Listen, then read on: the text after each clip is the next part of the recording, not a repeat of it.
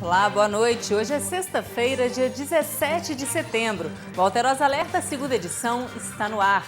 Eu sou a Juliana Zoit e a partir de agora você acompanha as notícias da Zona da Mata e do Campo das Vertentes. A Secretaria de Estado de Saúde manteve a vacinação dos adolescentes em Minas Gerais, apesar da nota técnica publicada pelo Ministério da Saúde, que recomenda que adolescentes de 12 a 17 anos sem comorbidades não sejam imunizados. De acordo com a nota publicada pelo Governo do Estado, a Agência Nacional de Vigilância Sanitária, a Anvisa, considera que a vacina da Pfizer é segura para os adolescentes. Por isso, a imunização desse público vai ser mantida. Mesmo depois da nota divulgada pelo Ministério da Saúde, a Prefeitura de Juiz de Fora informou que vai seguir com o calendário já programado e imunizar os adolescentes.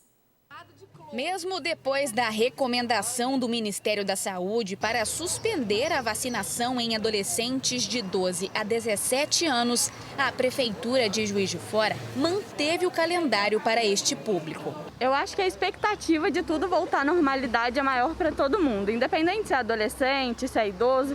Você querer poder conviver com as pessoas é maior, é o que motiva a gente a querer tomar essa vacina. A Secretaria de Saúde Municipal informou em nota que manteve o calendário previamente divulgado, tendo em vista que uma mudança prejudicaria os jovens, que já se programaram para receber a primeira dose ao longo desta semana. Depois disso, a Prefeitura vai avaliar sobre como proceder com relação às outras faixas etárias. Nossa, eu tava ansiosa, tô até emocionada. Tem que vacinar e é importante, né, a gente voltar de novo, que é só 50%, né? Falta a outra metade. Segundo a nota técnica do governo federal, agora passa a ser recomendada a vacinação somente em adolescentes que tenham deficiência permanente, comorbidades ou que estejam privados de liberdade. O documento não informa uma diretriz para a segunda dose deste público que já foi vacinado. O Ministério da Saúde ainda informou na nota técnica que a Organização Mundial de Saúde não recomenda a imunização de crianças e adolescentes com ou sem comorbidades. Isso é uma inverdade. A Organização de Saúde recomenda a vacinação de adolescentes a partir de 12 anos de idade com ou sem comorbidades, desde que a vacina seja Pfizer. Por quê? Porque é a única que foi testada até agora para maiores de 12 anos.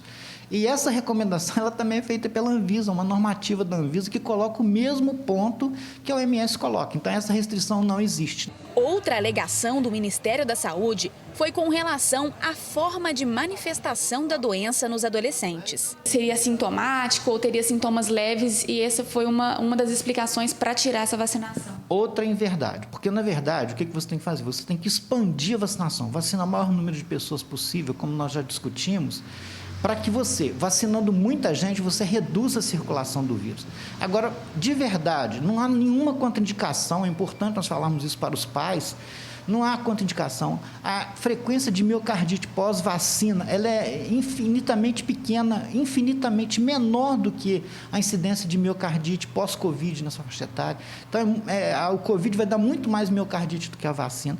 A vacina não possui evento adverso grave, como falar que um morreu por causa da vacina, porque tomou a vacina. Essa relação causal ainda não está determinada e nem acredito que continue. Eu acho que isso é uma indeterminação, é um viés que a gente chama. Então, na minha opinião, você tem que expandir a vacinação, você tem que voltar essa vacinação para os maiores de 12 anos de idade, desde que também tenha vacina, que eu acho que é a razão pela qual foi feita a suspensão. O governo federal também atribuiu a decisão à queda da média móvel de casos e óbitos no país por Covid-19. Pois é, não sabem o que estão falando, porque, olha só, se você reduziu o número de casos e o número de mortes, é devido a quê? Água potável? Não é. Cerveja? Também não é. É devido à vacina, dado que você não tem nenhum outro remédio ou medicamento que esteja interferindo nisso. A qualidade do nosso serviço também não melhorou.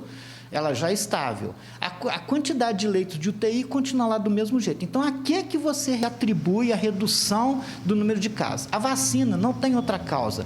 Obviamente que se você reduz o número de aplicações de doses, você aumenta a circulação do vírus. Consequentemente, você permite que surjam mais variantes, que é o que a gente não quer. O Ministério da Saúde informou em nota que a orientação pela suspensão da vacinação de adolescentes sem comorbidades segue recomendação e evidências científicas e a posição da Organização Mundial de Saúde. O Ministério da Saúde recomenda que, após concluir o envio de vacinas da Covid-19 para a imunização com a primeira dose da população adulta brasileira, seja feita a vacinação de adolescentes entre 12 e 17 anos com comorbidades. Ainda segundo o Ministério, essa orientação é baseada na recomendação da Câmara Técnica Assessora em Imunização e Doenças Transmissíveis e também da Organização Mundial de Saúde, a OMS. Agora, diferente do que foi orientado pelo Ministério da Saúde, o governo do estado de Minas Gerais manteve a recomendação pela vacinação dos adolescentes entre 12 e 17 anos sem comorbidades aqui no estado, baseados também em orientação da Anvisa. O avanço da vacinação e a manutenção da obrigatoriedade das máscaras reduziram os efeitos da variante Delta no Brasil.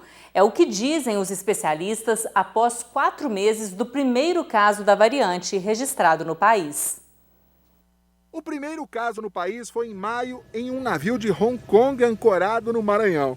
Temia-se que o Brasil, que chegou a ser o epicentro da pandemia no mundo, fosse uma presa fácil para a nova cepa. Mas o cenário atual é diferente. Entre maio até o dia 15 de setembro foram 4.534 casos em 21 estados, com 116 óbitos. Números bem menores do que os registrados em países como Índia e Israel, onde houve um aumento assustador de internações e de mortes por causa da variante Delta. Nos Estados Unidos, em junho, a média de mortes por dia estava abaixo de 200. Hoje, este número chega a quase 1.500. No pico da pandemia, dia 12 de abril, a média móvel de mortes chegou a 3.124. Na última quarta-feira, a média estava em 597, uma queda de 80%. A taxa de ocupação nas UTIs está abaixo dos 50% em 21 estados. No Brasil, a quantidade de pessoas que não querem se vacinar é baixa, fica entre 2% e 4% da população. Se vacinar faz parte da cultura do brasileiro, resultado de décadas de campanhas de vacinação no país. O que, segundo especialistas, tem sido fundamental para evitar a disseminação da variante Delta. Nesse momento existe um cabo de guerra. De um lado, a variante Delta puxando para que os números piorem e do outro lado, a vacinação puxando para que os números não piorem. Até agora, felizmente, a vacinação está vencendo. A variante Delta é 10 vezes mais transmissível e, por causa disso, os especialistas apontam que a pandemia só poderia ser controlada quando pelo menos 90% da população estiver completamente imunizada. Por enquanto, o número ainda está abaixo de 40%. Além disso, o Brasil manteve a obrigatoriedade do uso da máscara e o distanciamento social. Mas os desafios ainda não terminaram. O que a gente estimula a população brasileira é que todo mundo tome as 2 doses e, quando for chamado, quem tiver que tomar a 3ª dose, tome a 3ª dose. A gente vai para o intervalo e volta já.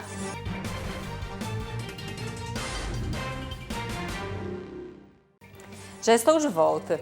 Um homem de 44 anos, suspeito de provocar um incêndio que durou 7 dias na Serra de São José, em São João del Rei, foi multado em quase 4 milhões de reais. O homem foi autuado por causar a queima de 925 hectares de terra em São João del Rei, inclusive nessa área de preservação ambiental, que é a Serra de São José.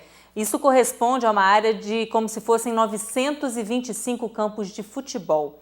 A gente lembra que o incêndio foi registrado no início de setembro e durou 7 dias para ser totalmente controlado. A nossa equipe esteve no local e acompanhou os trabalhos de brigadistas e bombeiros. Foram usadas aeronaves para apagar as chamas, já que o local de incêndio era de difícil acesso. O sargento responsável pela autuação conversou com a nossa equipe. Após levantamentos, conseguiram identificar o autor através de testemunhas que que relataram que afirmaram que viram o autor aterrando fogo em sua propriedade.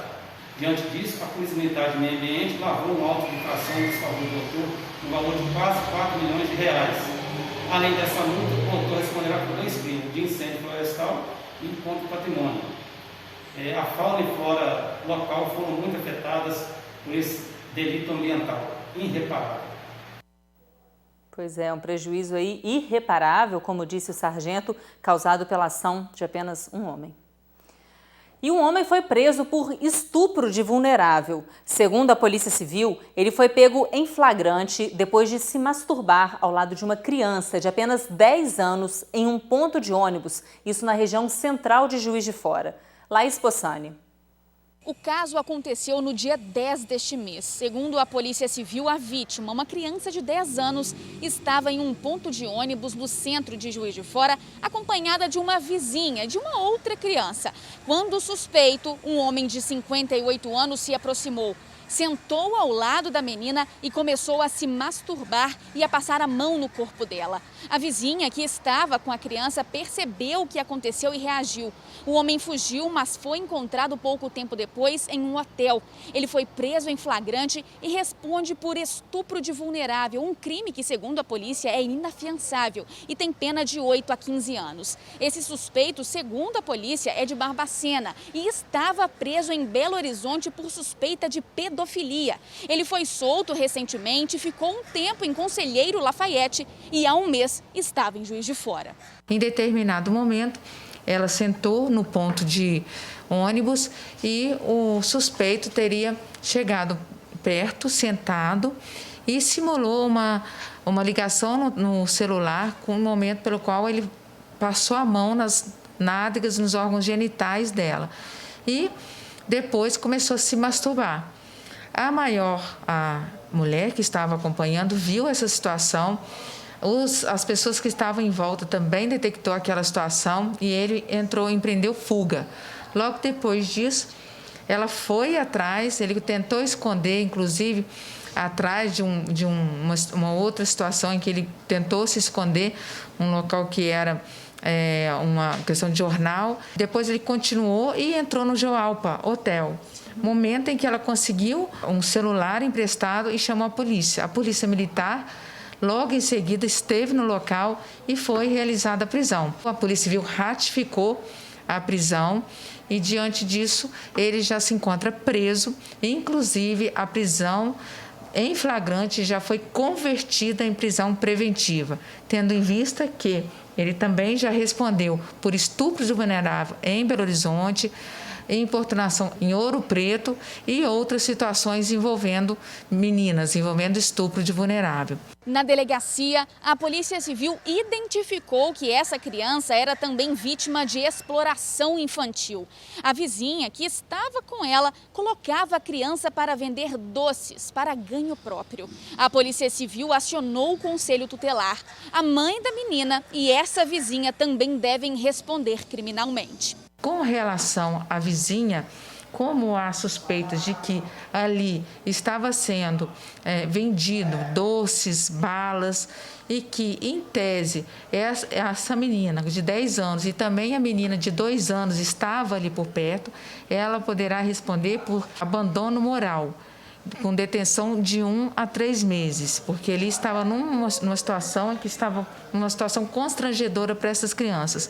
E a mãe desta menina, que teria deixado a menina ir até ali naquele local com a sua vizinha, ela pode responder e deve responder por entregar filho menor à pessoa inidônea, uma vez que ali ela estava num local onde estava havendo uma venda de doces e, em tese, essas crianças estariam sendo usadas para vender esses doces, ou seja, até mesmo criando uma situação de constrangimento para essas crianças. Nós temos aí o Disque 100, que é o canal direto em que pessoas que tomem conhecimento, pessoas que estão passando pela rua, pessoas que tomaram conhecimento de qualquer constrangimento que essas crianças ou até mesmo adolescentes possam estar passando, Disque 100 e denuncie.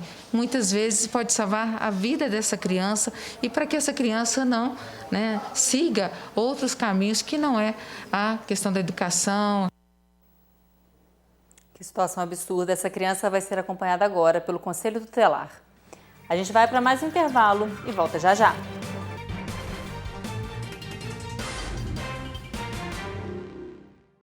O domingo está chegando e o sorteio do JF da Sorte também. A Bárbara Mello veio falar sobre os prêmios da semana. Boa noite, Bárbara.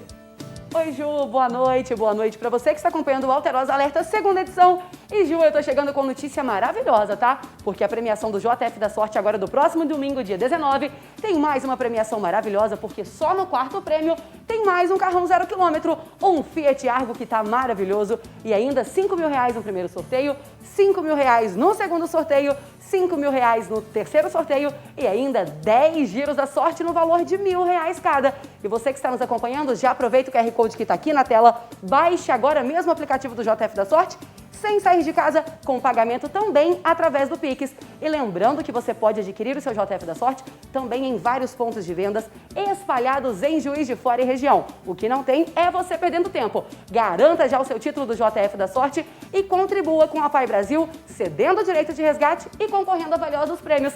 O sorteio é neste domingo. Eu te espero. Boa sorte. Obrigada, Ju. Obrigada, Bárbara. E você de casa, compre o seu JF da Sorte. Nós temos falado sobre o Setembro Dourado, que é o mês de conscientização sobre o câncer infanto-juvenil. Em Muriaé, a Fundação Cristiano Varela é referência no tratamento ao câncer infantil. Lá, a aposta é o atendimento lúdico e multidisciplinar. Maria Luísa foi diagnosticada com leucemia. Ela tem 5 anos. A mãe dela conta que a curiosidade é a marca registrada. Ela gosta de acompanhar tudo, cada detalhe do tratamento. Qual é o tipo de tratamento da leucemia? Ela já perguntou que remédio que está usando e por que a bomba. Ela ficou na UTI, ela deu conta dos aparelhos todos da UTI. É uma criança assim que conversa com todos e quer saber como que funciona. O acompanhamento médico e tratamento são realizados na Fundação Cristiano Varela, em Muriaé. No local, ela conta com uma equipe multidisciplinar. É um ambiente desconhecido, então a gente sabe que tudo que é novo, desconhecido, traz ao aumento da ansiedade, da tensão. Então, no primeiro momento, assim que a criança chega no hospital, a nossa intenção é acolher essa criança e a família com uma forma de minimizar esses sentimentos negativos. O atendimento lúdico às crianças é uma aposta da Fundação para gerar uma aproximação entre os médicos e enfermeiros e os pacientes e familiares. Através de jogos, brincadeiras, a gente utiliza muito a questão do boneco terapêutico, A gente tem o projeto Dodói na instituição, então a gente utiliza o boneco terapêutico para que a criança possa entender aquilo que está acontecendo com ela, sem perder a questão do lúdico, que é algo que faz falta para ela nesse momento. De acordo com o hematologista pediátrico da Fundação, o câncer infantil não é uma doença comum e a notícia normalmente abala a família.